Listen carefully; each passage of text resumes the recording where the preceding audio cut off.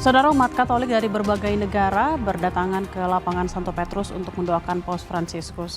Lonceng gereja di seluruh Roma berdentang usai penjabat kepausan Kardinal Kevin Farrell mengumumkan wafatnya Paus Fransiskus Senin pagi. Sebagian warga mengenang Paus Fransiskus sebagai sosok pejuang perdamaian. Mereka menilai wafatnya Paus sebagai kehilangan besar tak hanya bagi umat Katolik namun juga bagi dunia. Sebagian lagi mengaku tidak menyangka Paus telah berpulang karena sehari sebelumnya melihat Paus hadir di peringatan Paskah.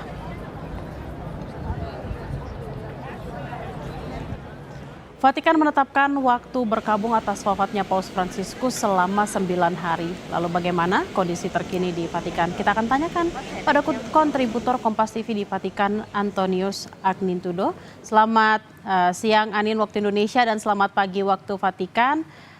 Saat ini Anda berada di Vatikan, bisa digambarkankah seperti apa suasana di Vatikan pagi ini? Masih banyak nggak umat yang berdatangan ke sana untuk menyampaikan doa? Iya, baik Bella. Selamat pagi waktu Vatikan, selamat siang waktu Indonesia. Ya, memang seperti yang kita sudah ketahui bersama, kemarin semenjak wafatnya Bapak Suci Paus Fransiskus yang diumumkan oleh Kardinal Farrell pada jam 7.35 pagi kemarin, eh, wafatnya Bapak Suci Paus Fransiskus ini memang memberikan duka yang mendalam bagi umat Katolik di seluruh dunia.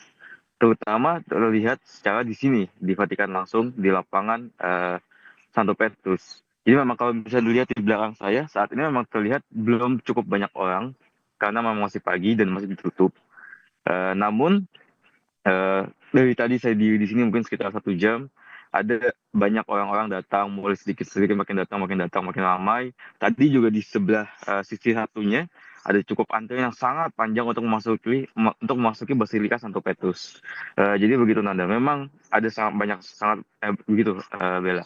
Memang ada sangat banyak eh, peziarah yang datang, juga umat-umat Katolik, tapi bukan hanya umat Katolik, juga umat-umat non Katolik dari seluruh dunia yang datang untuk mengunjungi Vatikan dan juga untuk berdoa untuk mempersuci Paus Fransiskus sehingga beliau beristirahat dengan tenang.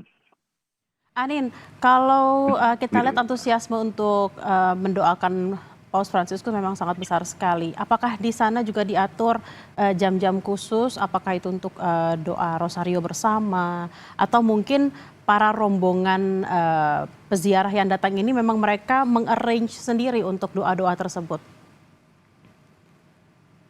Baik, Bella, memang untuk jam-jam khusus terkait untuk mendoakan mempersuci Paus Fransiskus, memang ada jam-jam khusus untuk acara-acara doa bersama seperti misalnya doa rosario arwah untuk Bapak Suci Paus Fransiskus yang dilakukan juga kemarin malam, atau misalkan misa arwah untuk Bapak Suci Paus Fransiskus. Jadi misalkan akan dilakukan setiap malam semenjak wafatnya Bapak Suci Paus Fransiskus adalah setiap jam 7.30 malam di sini di alun-alun Santo Petrus akan dilaksanakan doa rosario untuk mendoakan arwah Bapak Suci Paus Fransiskus.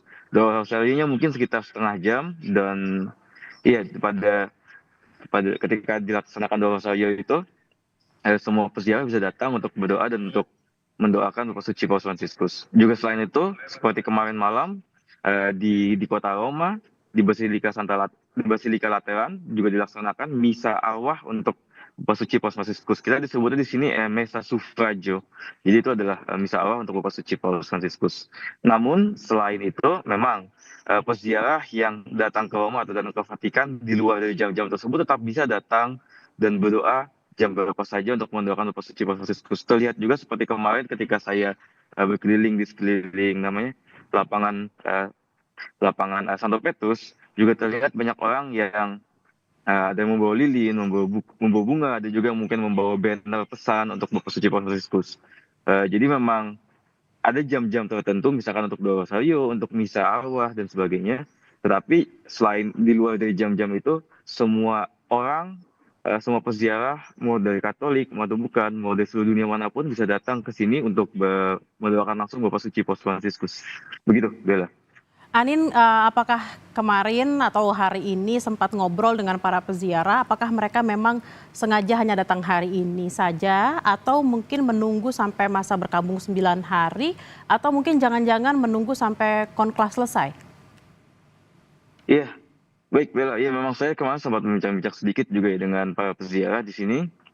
Ada peziarah yang dari seluruh dunia, banyak sekali. Seperti kemarin saya sempat bertemu orang dari Chile, orang dari Italia, dan sebagainya.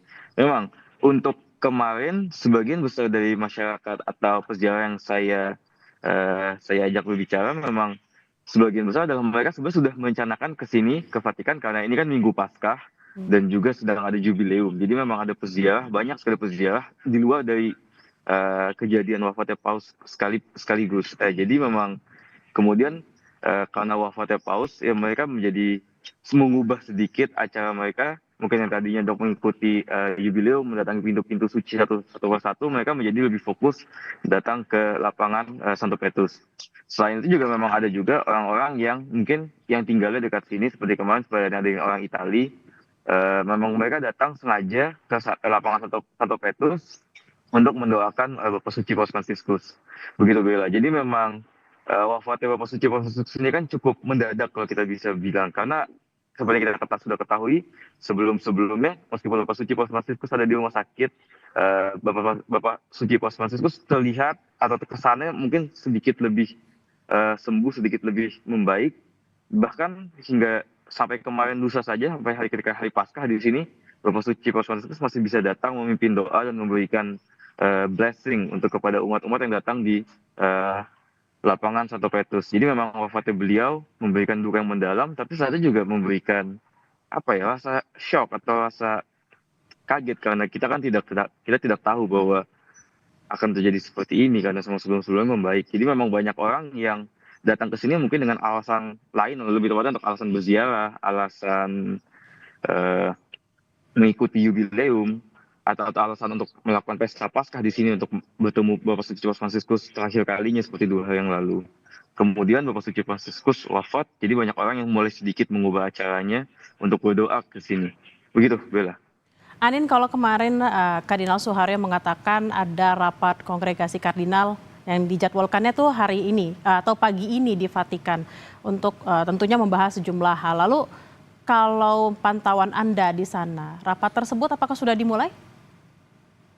Iya, baik Bella. Memang terkait dengan prosesi pensemayaman atau pemakaman seorang Bapak Suci Paus adalah proses yang sangat panjang, memiliki tradisi yang ada ribuan tahun, dan cukup rumit ya, cukup rumit. Selain itu juga cukup cukup rahasia, cukup misterius, di mana tidak semua detail dibukakan kepada publik oleh pihak Vatikan. Memang untuk merencanakan pemakaman atau pensemayaman Bapak Suci Paus Fransiskus eh, dibutuhkan rapat, dibutuhkan waktu yang cukup sedikit untuk paling tidak mereka merapat untuk mendiskusikan apa yang perlu mereka lakukan. Jadi begitu. Memang untuk rapat kongregasi pertama kardinal akan dilaksanakan pada hari ini pada pukul jam 9 pagi waktu setempat di sini. Jadi mungkin sekitar jam 14 waktu Indonesia. Ya, untuk rapat ini memang akan dihadiri oleh tokoh-tokoh penting atau kardinal-kardinal di Vatikan, terutama misalkan Camerlengo, Kardinal Farrell, lalu Kepala Dekan Kolegium para Kardinal, Dekan Kolegium para Kardinal, Battistare, dan sebagainya. Dan selain itu memang untuk di rapat ini pun juga nanti akan didiskusikan semua prosesi dan hal-hal terkait yang akan dilakukan untuk memulai prosesi pemakaman prosesi pensemayaman Bapak Suci Paus Fransiskus. Jadi memang untuk saat ini detail-detailnya belum dibuka karena juga memang belum dilaksanakan. Tapi kemungkinan besar yang akan didiskusikan adalah satu, tanggal exact atau tanggal pastinya kapan prosesi pemakaman Bapak Suci Paus Fransiskus akan dilakukan. Karena seperti kita ketahui Bapak Suci Paus Fransiskus menyatakan bahwa beliau tidak ingin dimakamkan di belakang saya di Basilika Santo Petrus, melainkan beliau ingin dimakamkan di Basilika Santa Maria Maggiore, mungkin sekitar 15 menit dari sini.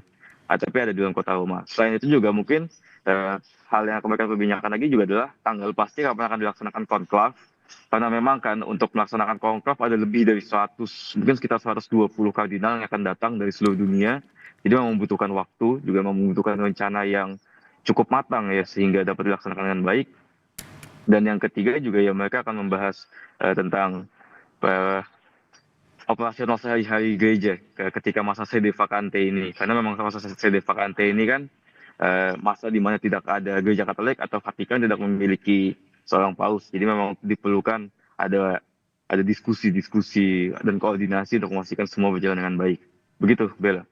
Baik, nanti sekitar pukul 9 pagi waktu Vatikan atau pukul 2 waktu Indonesia bagian Barat, rapat kongregasi para kardinal akan dilaksanakan tentunya untuk membahas tadi soal tanggal pasti prosesi pemakaman Paus Fransiskus dan juga tanggal pasti kapan akan dilaksanakannya konklav. Kita akan menantikan berita-berita tersebut. Terima kasih kontributor Kompas TV Antonius Agnandito langsung dari Vatikan. Selamat bertugas kembali.